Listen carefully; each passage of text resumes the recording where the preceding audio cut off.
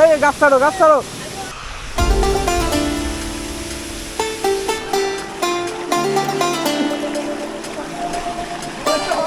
Hello কাস্টমারজন, আসসালামু আলাইকুম। আশা করি সবাই ভালো আছেন, আমিও ভালো আছি। আজকে আপনাদের জন্য নতুন একটি ব্লগ নিয়ে হাজির হয়েছি। অবশ্যই আজকে সাইকেল নিয়ে কোনো ব্লগ না, আজকে আপনাদের জন্য সীতাকুণ্ডতে একটা ব্লগ রাখছি। 2 দিনের সফর মাত্র 1500 টাকাতে। তো এই 1500 টাকার ভিতরে আমরা আপনাদেরকে দেখাবো কোথায় কোথায় ঘুরতেছি এবং কোথায় কোথায় থাকতেছি এবং কখন হোটেল বুকিং দিতেছি এবং কোথায় কিভাবে থাকতে হবে। এই মুহূর্তে আমরা আসছি যে কমলাপুর রেল স্টেশনে আছি, এটা আকিব ভাই। আর এই যে ওমর এখানে টিকিট কাটতেছে। তো আমরা আজকের যাত্রা হচ্ছে যে আমাদের সীতাকুণ্ড। আমরা মেল ট্রেনে যাব, একটা অন্যরকম অভিজ্ঞতা, 2 দিনের সফর। তো এই সফরে কত টাকা খরচ হচ্ছে, কোথায় কোথায় থাকতেছি আর কি কি দেখতেছি সবগুলো আপনাদের সাথে বিস্তারিত আলোচনা করব। আর আমাদের আজকের ট্রেন আছে যে 11:45-এ। আজকে আমরা এই বগিতে থাকবো। তবে এখানে একটা মানে মজার ব্যাপার হচ্ছে যে আমরা এই সাইডটা নিচ্ছি, আমরা যে কয়জন আছি মোটামুটি এই সাইডটা 7 জন আর কি কভার হয়ে গেছে।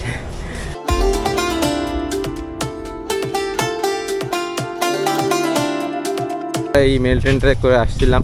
তো এখন হচ্ছে যে আমরা সীতাকুণ্ড স্টেশনে নামছি। আর এখন আমরা যাব হচ্ছে যে সকালের নাস্তা প্লাস হচ্ছে যে আমরা কোন হোটেলে থাকবো। আমরা আগে হোটেলটা বুক করে যাব, কারণ বিকাল বাড়তে বাড়তে যাচ্ছে, হোটেলের কস্টটা আরও বাড়বে। এখন আমাদের চলে যেতে হবে সীতাকুণ্ড বাজারের দিকে।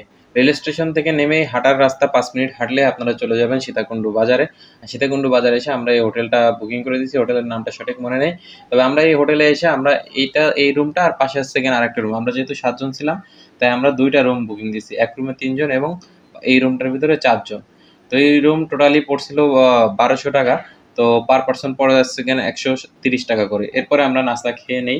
তবে এইখানে নাস্তার দাম হিউজ পরিমাণ বেশি, এই জিনিসটা আপনারা সবাই খেয়াল করে নেবেন। তবে এভারেজ 60 টাকা করে পড়ছে। এবার আমাদের সিএনজি নিতে হবে, একটা সিএনজি। এই সিএনজিটা আমরা 300 টাকার ভিতরে আমরা ভাড়া নিয়ে নিছি। পার পার্সন 60 টাকা করে পড়ছে। এরপরে আমরা চলে যাচ্ছি পাহাড় দেখতে দেখতে, প্রকৃতি ফিল করতে করতে আমরা চলে যাচ্ছি আমাদের গন্তব্যে খৈয়াছড়ার দিকে। এটা হচ্ছে খৈয়াছড়া, প্রায় কাছাকাছি চলে আসছি। এখানে রাস্তা একটু সমস্যা। তো আমাদের হচ্ছে যে সিএনজি এখানে নামাই দিল, লাস্ট গন্তব্য। এরপর আর সিএনজি যাবে না। তো এখানে হচ্ছে যে যেগুলো পাবেন অ্যাংলেট নিতে পারবেন। এই যে অ্যাংলেট আছে, এটা 60, এটা 70, এটা 50, এটা 20, এটা 10, এটা 15। ঠান্ডা দিন তো। আর এখানে লাঠিও আছে। আমরা অলরেডি রওনা দিয়েছি, যদিও আমাদের দেরি হয়ে গেছে, কারণ হচ্ছে যে আমাদের এক বড় ভাই, প্রিয় ভাই, তিনি সামান্যতম অ্যাক্সিডেন্ট করছে, 2টা স্টিচ লাগছে।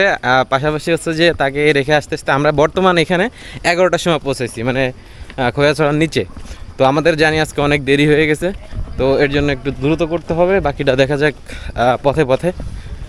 আর কথা তো হবেই, যারা যারা ভিডিওটা দেখতেছেন অবশ্যই অবশ্যই ফলো করে দিবেন এবং ইউটিউবে দেখলে সাবস্ক্রাইব করে দিবেন। তো এই সাঁকো পার হয়ে যাচ্ছি, আমাদের সামনের দিকে আসতে যে রাখতে হবে জুতা বা খাবারের যে প্যাকেজগুলো আছে, তো ওইগুলোর জন্য আসলে এদিকে সামনে গেলে একটু ভিতর দিকে রাখবো ইনশাল্লাহ। আমরা এখানে আছে খাবারের বুকিং দিয়ে ব্যাগ ট্যাগ রেখে দোকানে তালা সহ আমরা নিয়ে যাচ্ছি। এটার ব্যাগ একটাই, ওটার ভিতরে রেখে দেন। তো এখান থেকে আমাদের আবার ট্রেকিং শুরু হবে ইনশাল্লাহ। তো আমরা এরকম গহীন জঙ্গলের ভিতর দিয়ে হেঁটে যাচ্ছি, আর আমাদের ট্রেকিং শুরু হয়ে গেছে অলরেডি। আর এই ঝর্ণাকে বলা হয় মৃত্যুকূপ বলা হয়, যেটা আপনারা সকলেই জানেন আগে পরে। আর পাশাপাশি হচ্ছে যে এই যে রাস্তাগুলা মাটি উঁচা নিচা, গাছের শিকড় বের হয়ে আছে, খুবই সাবধানতার সাথে হাঁটতে হবে। তো আচ্ছা লাগতা হ্যায় বাবা বাবা কন্যাকা বাবা বাবা। তো এখানে রাস্তাগুলো আছে মূলত অনেক ভিজা এবং পিছলা, যেটা খুবই রিস্কি। এবং সেকেন্ড সমস্যা হচ্ছে এই পাহাড়ি রাস্তা। যান যান।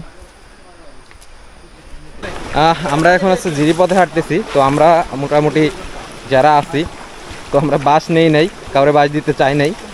বাস না নিয়ে জিরিপথে আমরা জিরিপথে চলতেছি। আর এখন হচ্ছে যে আমরা এই জিরিপথ ধরে আগায়ে যাব। আমরা একটা ডেঞ্জারাস মোমেন্ট পার করতেছি, কারণ এইখানে পানির পরিমাপটাও আমরা সঠিক জানি না। ও পাশাপাশি হচ্ছে রাস্তাটাও অত একটা সুবিধা না।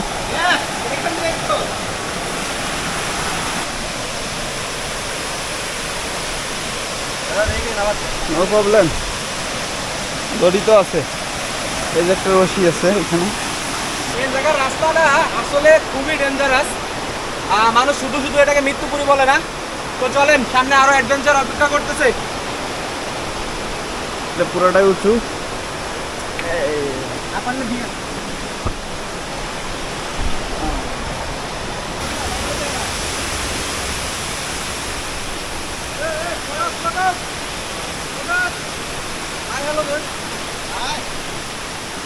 খোয়াছড়া ঝর্ণার যে মূল পয়েন্ট সেটার খুব কাছাকাছি চলে আসছি। আর এখানে দেখা যাচ্ছে যে অনেকেই আর কি এই পর্যন্ত আসছে। আজকে আমি যতটুকু বুঝতে পারছি যে টুরিস্টদের চাপ অনেক কম, যার ফলে হচ্ছে যে আমরা ভালো একটা ভিউ পাওয়ার আশা করতেছি। ফাইনালি আমরা খোয়াছড়া ঝর্ণার প্রথম ধাপে চলে আসছি। দেখুন এই ঝর্ণাটা কত সুন্দর।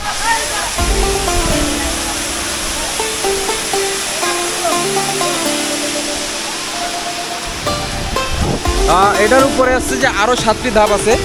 আমি যদি আপনাদেরকে ওইভাবে বোঝাই যে আমাদের যদি মেন ধাপে যেতে হয় আরও 7টি ধাপ আমাদেরকে পার করতে হবে। আর আমার ব্যাকগ্রাউন্ডে দেখতে পারতেছেন অসাধারণ সুন্দর ঝর্ণা, যেটার জন্য আমরা এতক্ষণ এত কষ্ট করছি।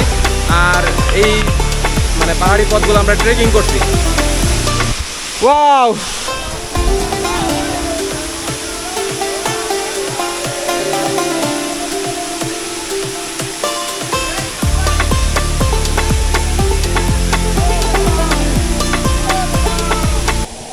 ভাই গাছ বান্ধব ঝুলতেছে, ইতিমধ্যে দেখা যাচ্ছে। চলেন চলেন। তো এইখানে হচ্ছে প্রথম ধাপ থেকে আমরা পরবর্তী ধাপগুলোতে যাওয়ার চেষ্টা করতেছি।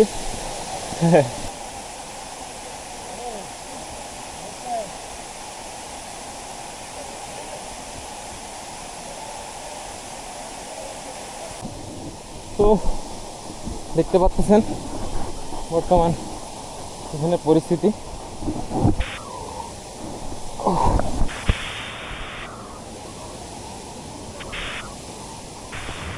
আমাদের সেকেন্ড ধাপ সাবমিট শেষ।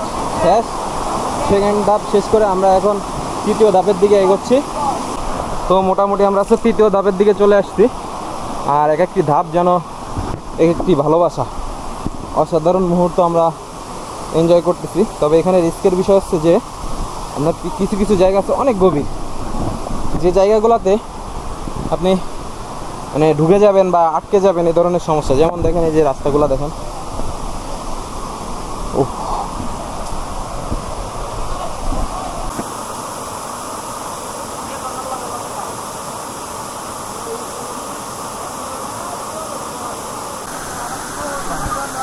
তো এখন হচ্ছে যে আমরা তৃতীয় ধাপে যাচ্ছি, চতুর্থ ধাপ। বা এটা চতুর্থ ধাপ না? তো আমরা চতুর্থ ধাপ থেকে উপরে উঠতেছি নাকি?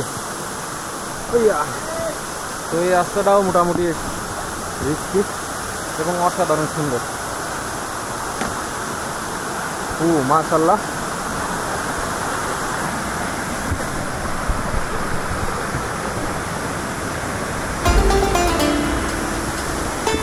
তো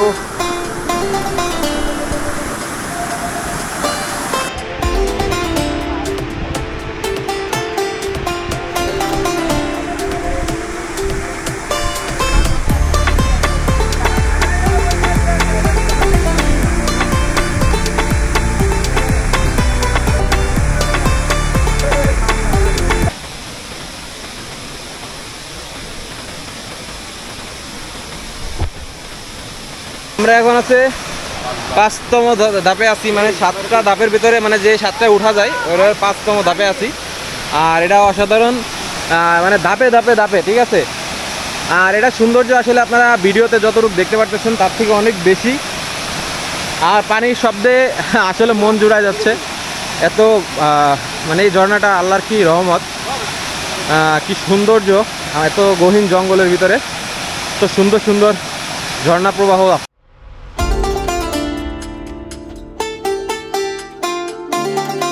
সব থেকে বড় কথা যেটা সেটা হচ্ছে আমাদের টিমমেট ছিল ওমর। স্বাভাবিক একটা দুর্ঘটনার জন্য ওকে আমরা হোটেল রুমে রেখে আসছি। তো ওর জন্য আসলে অনেক খারাপ লাগতেছে, কারণ ছেলেটা আমাদের মতো এটা এনজয় করতে আসছিল। তো আমরা এখানে শেষ ধাপে এসে পৌঁছাইছি, মানে এইখান থেকে আর ওদিকে যাওয়ার কোনো রাস্তা নাই। মানে এটা হচ্ছে আমরা কোন ঝর্ণায় আছি? খৈয়াছড়া ঝর্ণা। আচ্ছা, খৈয়াছড়া ঝর্ণায় আছি। ভাই আপনার কি খারাপ লাগতেছে না ওমরের জন্য? ভাই আসছিলাম 7 জন একসাথে, কিন্তু উঠলাম শেষ পর্যন্ত 6 জন, একজন মিসিং আছে। যদিও এটা হয়তো আমাদের কাছে আনন্দ লাগতেছে, বাট একজন যে মিসিং এই জিনিসটার জন্য একটা আফসোস রয়ে গেল যে সবাই এসে একজনের মিস করে তারপর উঠা লাগলো। তো যাই হোক, ওমরকে পরবর্তী টাইমে ওর সাথে আসবো আবারও ইনশাল্লাহ। সব কিছু মিলায় আজকে এই পর্যন্ত আসার জন্য আলহামদুলিল্লাহ সকলের, মানে আমি জানি না মানে সুস্থভাবে ফিরতে পারবো কিনা, বাট আমার এই ভিডিওটা আশা করি আপনাদের কাছে কোনো না কোনোভাবে পৌঁছে যাবে। তো দোয়া করবেন, আর ভিডিও দেখার পরে দোয়া করবেন যেন আরও এক্সট্রিম কিছু ট্রাভেল সাইটগুলো আপনাদের সাথে ভিজিট করতে পারি। ও হ্যাঁ, আমাদের আরও কিছু পয়েন্ট আছে যেগুলো আপনাদের কাছে জানাই দিব, যে কত টাকা খরচ হচ্ছে, কত টাকা কি দেখি। তো এভরিথিং আপনাদের সাথে শেয়ার করব। তো আজকে এই পর্যন্তই। এখানে আছে যে শেষ ধাপ, এরপরে আপনারা শুধু দেখবেন আমরা ট্রেলে নামতেছি। তো এই জিনিসগুলো আমরা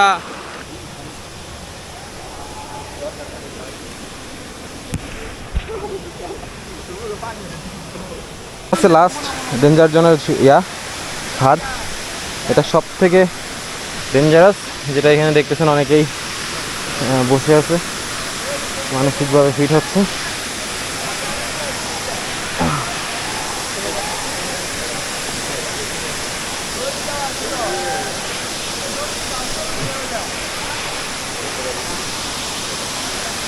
আমাদের এই যে খাবার মেনুটা দেখতেছেন, ভর্তা, সালাদ, ভর্তা আনলিমিটেড, সালাদ, ভাত আনলিমিটেড, তারপরে হচ্ছে মুরগির গোস্ত, ডাল।